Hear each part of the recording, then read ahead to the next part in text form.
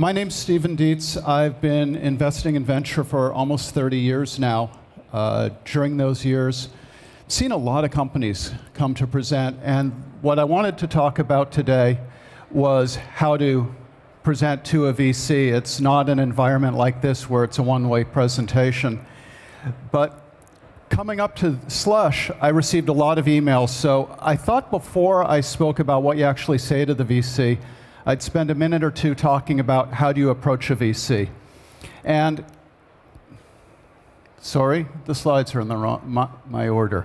So this gives you a sense of what we as a VC get to look at. My firm will see about 4,100 business plans during the course of a year, of which around 400 of them will be invited to come in and speak to us, and we'll end up funding 10. That's a pretty tight funnel to get through from an entrepreneur's perspective. As you go through that funnel, how you get that first introduction really matters. It's not like this. I got 47 emails coming to Slush, the gist of which was, I'm a startup entrepreneur, I've got an amazing idea, you're at Slush, I'm at Slush, let's get together.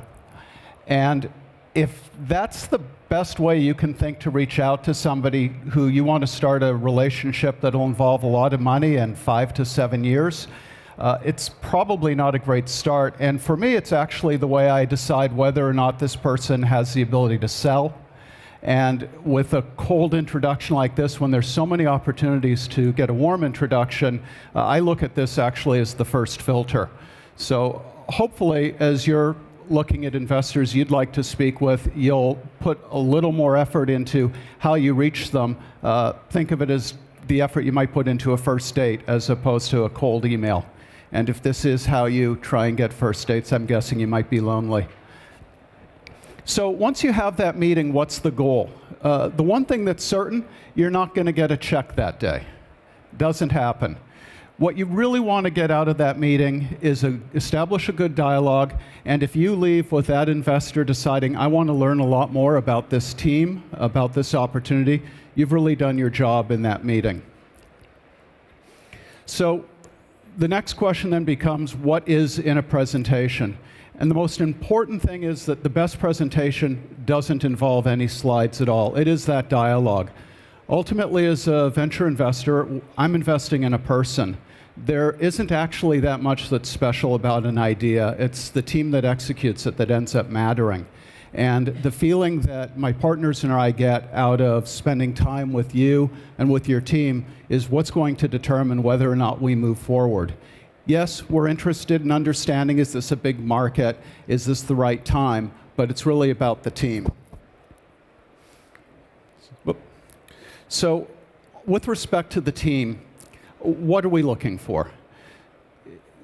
Do you understand the space you're going into?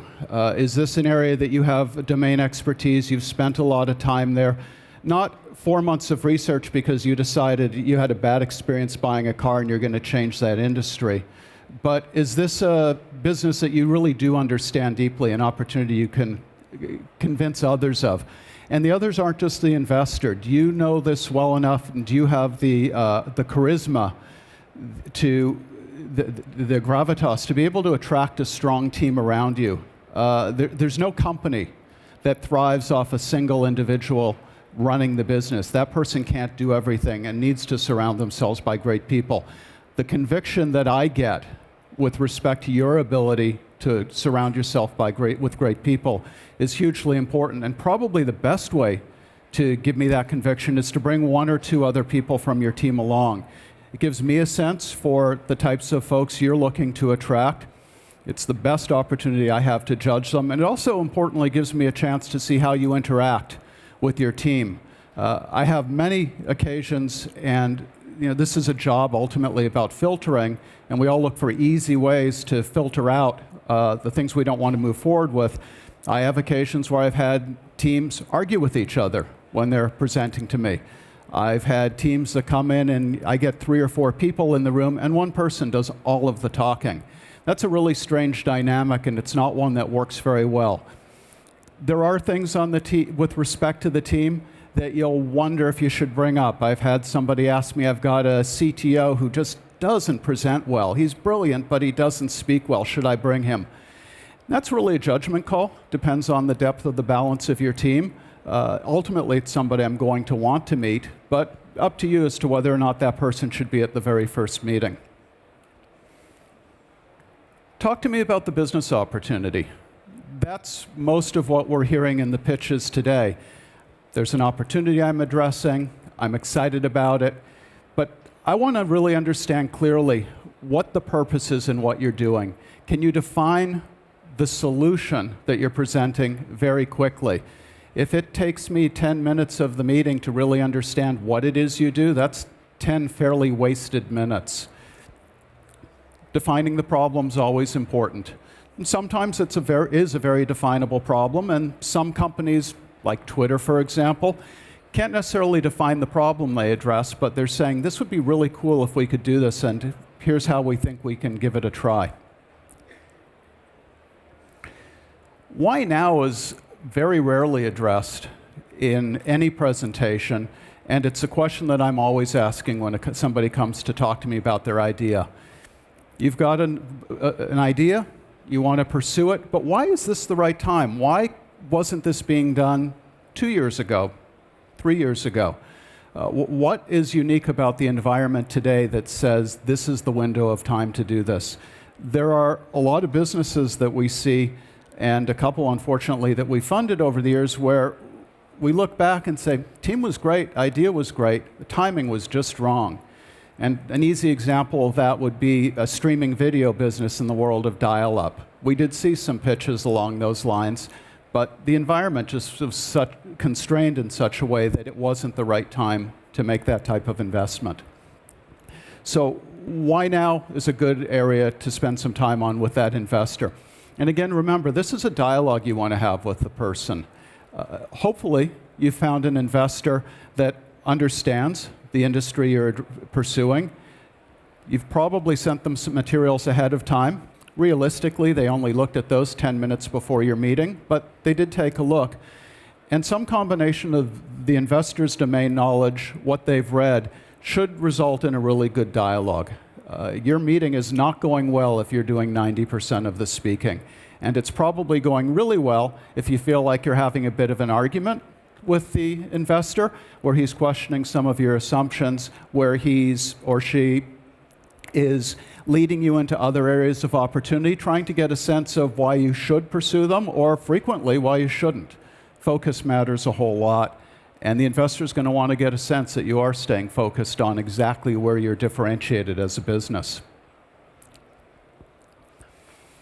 Market size seems like a really easy subject to address, and the unfortunate fact, I think, is that about, I would guess, 20% of the time when a company presents to me, this is where I lose interest. And the reason that I lose interest usually isn't because the business opportunity is too small. It's because the entrepreneur is either deceiving me or himself as to how large the opportunity is. And to give you an example of that, I had a company once that came in and wanted to build out a chain of stores selling barbecues. And they showed me that this is a $20 billion market in the US. And there's a lot of zeros in 20 billion, but I can do the math with 100 million households and conclude that that's $200 per household per year. And there's no way they spend that much on barbecues. And when I pushed the CEO, he was very emphatic, no, that is the number and I can support it. And he pulled out a report that did in fact say $20 billion is spent a year on barbecues and the things that go on them. So that included all the meat sold in the United States. He built an entire business model around an addressable market that was in fact only 2% of what he had thought it was. Think hard about what that addressable market is and be able to present that in a somewhat analytical way to your investor.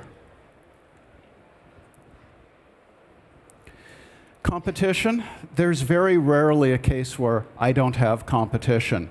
It may be that your competition's simply old technology. I've had a company that uses online communications to displace a fax machine, but the competition there was momentum, the inertia that the potential customers had, the fact that they were used to using a fax machine before.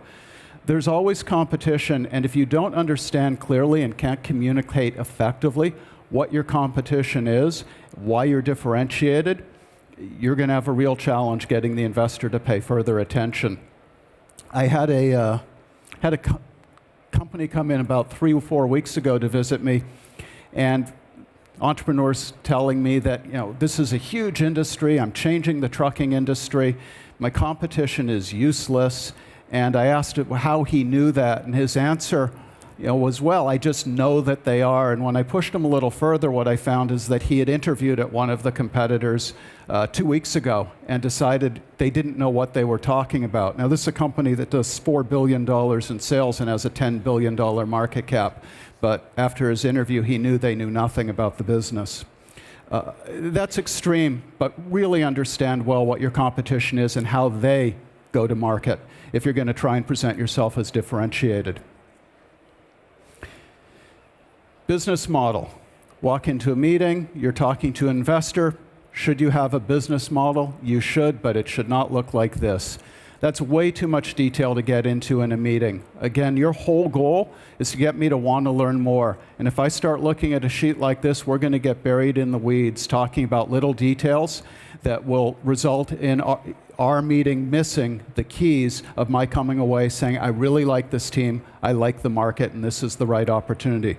There'll be plenty of time to go into this level of detail, but for our discussion, give me a little sense of what revenues are, what your margins are, how much cash you're going to need in the next bit of time.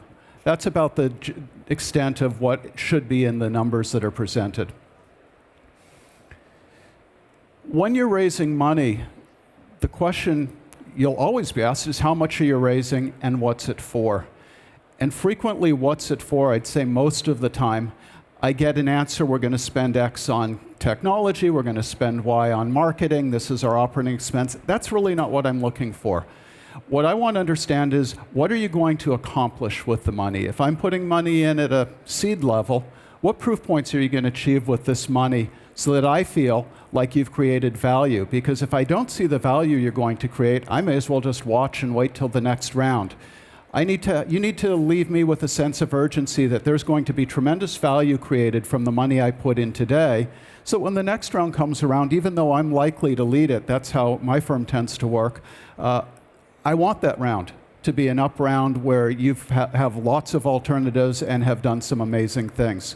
So really think about what you prove as opposed to what you do with the money. That's all of my presentation. Thank you very much.